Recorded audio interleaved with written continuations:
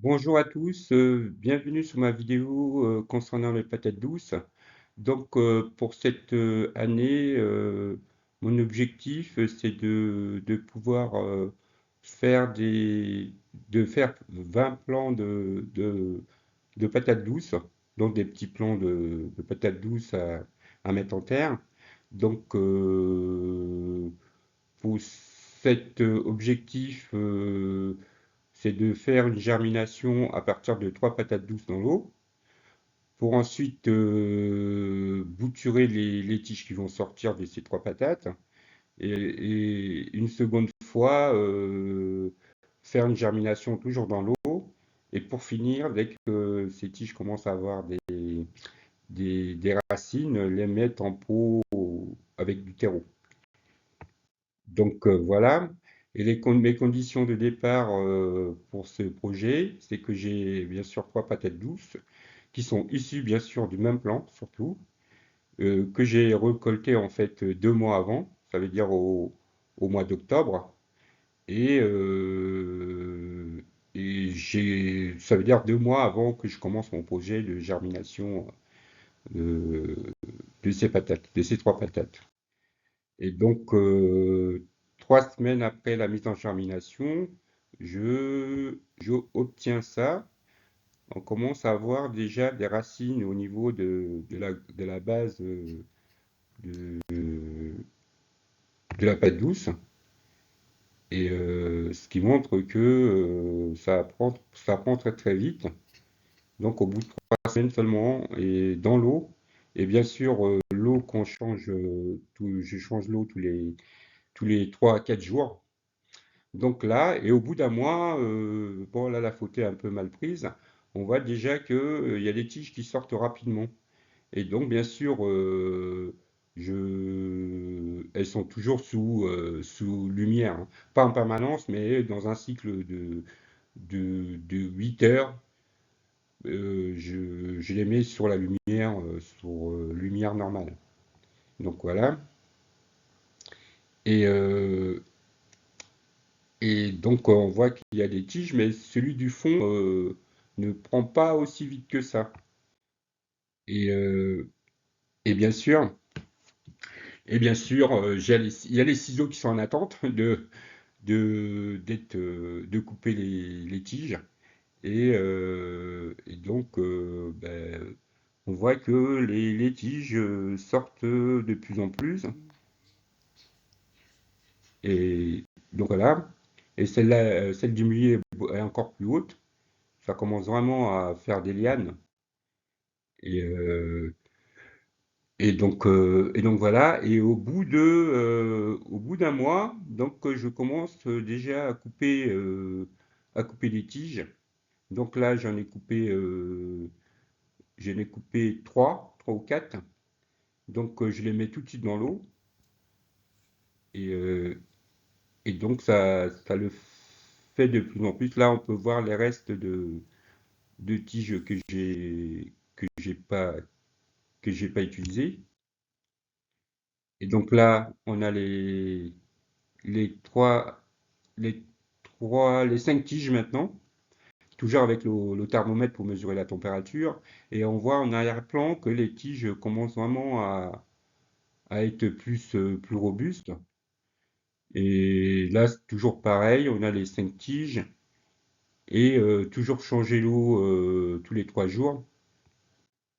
Et donc là, sur cette photo, je montre un peu l'emplacement où je coupe les tiges en fait. Il faut vraiment les couper à la base de la patate douce pour être sûr de les couper à la base et les couper aussi en angle en fait. Toujours avec un ciseau bien propre et pour éviter des contaminations. Donc toujours là la même photo. Là on peut voir que j'ai coupé combien de plants là de tiges, j'en ai coupé 3 ou 4 exactement. Donc voilà, la germination des tiges mise en germination des petits pots en fait c'est des pots en plastique quoi, c'est des bouteilles en plastique que j'ai coupées Donc on voit que la patate douce de gauche, elle prend vraiment de l'ampleur et, et seulement en 2 mois et une semaine. Et donc là, on est au mi-janvier, je crois. Donc les températures dehors ont vraiment chuté et il y a la pompe à chaleur à côté qui souffle en permanence de la chaleur à 18 degrés, quoi. Faut pas 18 degrés et, et comme c'est directement soufflé vers les patates douces, en fait, elles se sentent vraiment très bien, quoi. Ça se passe bien. Et donc là, j'ai fait une photo en fait, la partie de droite que j'ai coupée. Et on voit que au bout d'une semaine, euh, les racines commencent à se faire en fait au niveau de la bouture, la partie haute de la bouture. Et donc, euh, et donc voilà. Sur celle-là, pareil. Et donc, et donc voilà, c'est les mêmes photos et c'est surtout celle du fond en fait qui a du mal à démarrer. Celle qui est sur la droite au fond, elle a vraiment du mal à démarrer comme patate douce. Et, euh, et là, on voit que en fait, il y a même des feuilles qui arrivent à pousser tout en étant baignées dans l'eau et à côté des racines. Des racines. Donc voilà, c'est assez. C'est la première fois que je vois ça. Donc en fait, vous voyez la forme de la patate douce, hein, la patate douce quand vous la plongez dans l'eau pour la germination, en fait, la partie la plus évasée, en fait, doit être plongée dans l'eau et la partie qui est plus allongée doit être vers le haut.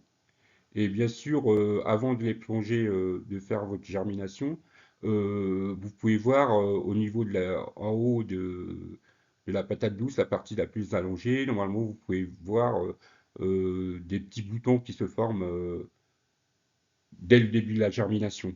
Mais j'ai un cas encore un peu plus parlant où je ne savais pas du tout, que je vous montrerai plus tard dans la vidéo. Donc voilà. Et donc, les patates douces continuent leur bout de chemin. Et là, on voit que les lianes montent de plus en plus haut.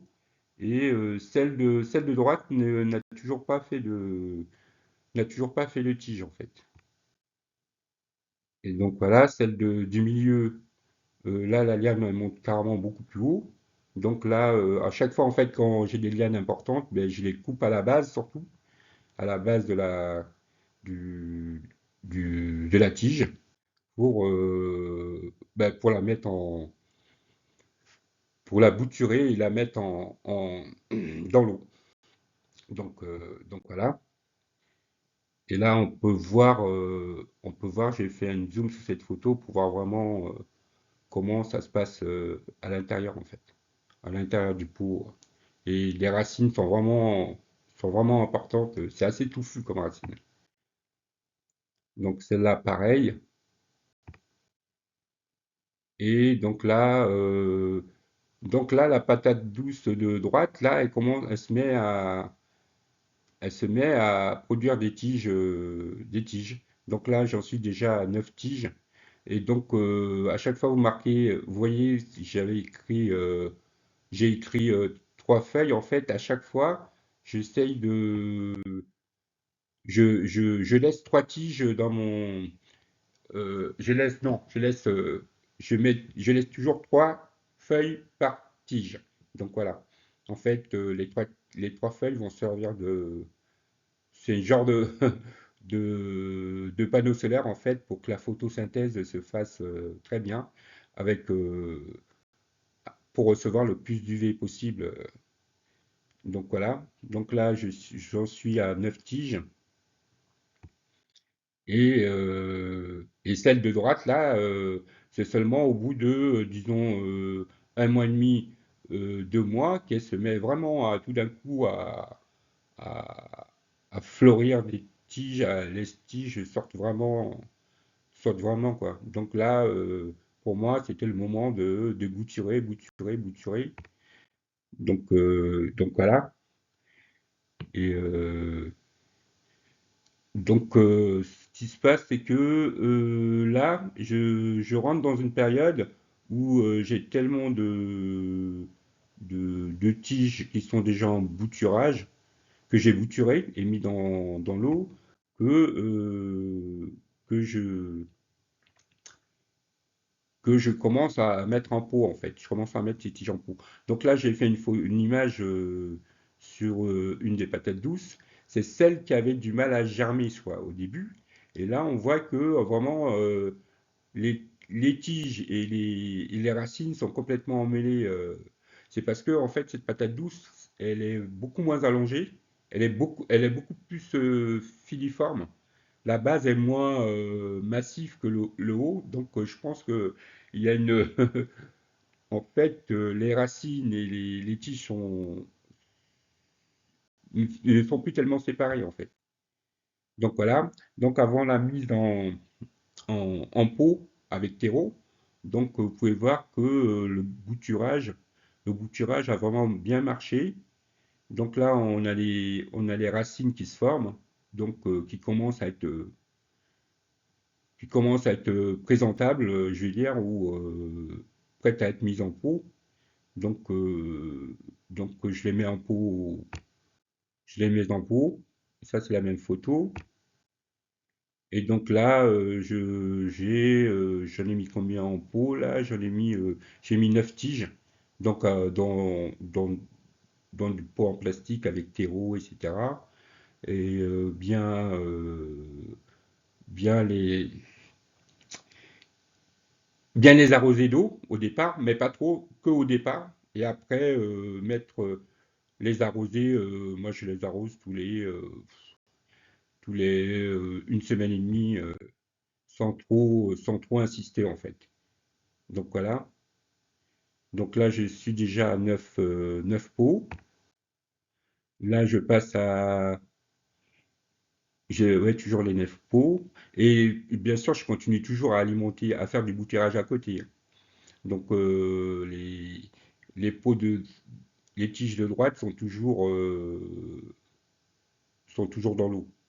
Donc, euh, donc voilà. Et là, je passe donc de 9, je suis passé à 13 tiges.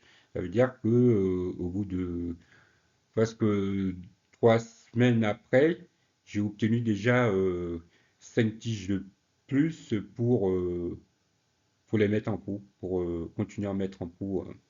Toujours en vérifiant bien sûr que les tiges ont commencé à vraiment à prendre racine, à sortir des racines. Donc voilà l'ensemble. Donc on voit que les trois patates douces, ben, ils ont de moins en moins ils ont moins en moins de tiges puisque je les transforme tout de suite en, en bouturage. Je les coupe pour les transformer en bouturage. Et voilà, c'est toujours la même photo que celle de tout à l'heure. Donc on voit un peu ça fait une espèce de fougère, toujours sur la patate douce allongée en fait. Comme en fait il n'y a pas de, comment on appelle ça, de différence vraiment importante entre la partie grosse du bas et la partie fine du haut, ben, on a l'impression que les tiges sortent un peu n'importe comment. Donc voilà, c'est que je vous parlais tout à l'heure aussi, c'est au niveau des tiges. En fait, on voit vraiment la différence au niveau des racines. C'est que la tige où il n'y a pas de feuilles, en fait, elle a beaucoup moins de racines, puisque ben, il y a moins de fait d'électrolyse pour que le système racinaire se forme. Donc la photosynthèse se fait moins, voilà, alors que la tige avec les feuilles, avec les trois feuilles, lui, fait vraiment très bien les racines. Les racines sortent vraiment. Donc voilà, et là on est à 18 pots de fées. Donc je suis pas loin de mon objectif de faire 20 plants de, de, de patates douces. Et donc 3 mois et 2 semaines après, là j'en suis à 24 tiges sont mises en terreau. Donc là, et maintenant, il reste plus qu'à attendre. Et donc, je vous ai pas dit, mais il faut aussi, moi, ce que je fais, c'est que maintenant, tous les 6 semaines à peu près, je mets un peu de l'urée, en fait, dilué. Donc, sur 1 litre d'eau, mettre à peut-être 10 centilitres de l'urée pour donner un peu plus d'azote en fait, parce que là, depuis le début, les, ces plants n'ont consommé que de l'eau, donc en mettant du taureau, on va avoir plus de carbone, plus d'oligo-éléments, et du louret, ça va permettre de donner un peu plus d'azote. Donc ouais, à peu près tous les 6 semaines. Donc voilà. Donc voilà, là, c'est les derniers tiges que j'ai mises que je vais mettre en pot. Donc les six derniers, bon, comme d'habitude. Et celui du milieu, en fait, c'est celui où il y a qu'une toute petite feuille. Donc j'espère qu'il va pouvoir survivre tout ce temps-là, parce qu'il reste encore 2 mois avant que je les mette en terre. Ça se trouve, c'est celui qui va prendre le plus. Qui sait? La nature nous surprend toujours. Donc voilà, les 24, euh, les 24 pots. Il reste plus qu'un. Donc voilà, ben, je vous remercie pour avoir regardé ma vidéo. Je vous donne rendez-vous pour la partie 2 vers fin avril, le jour où je vais faire la mise en terre de tout ça. Donc voilà, je vous remercie, à bientôt. Donc abonnez-vous, commentez, partagez, likez et à bientôt.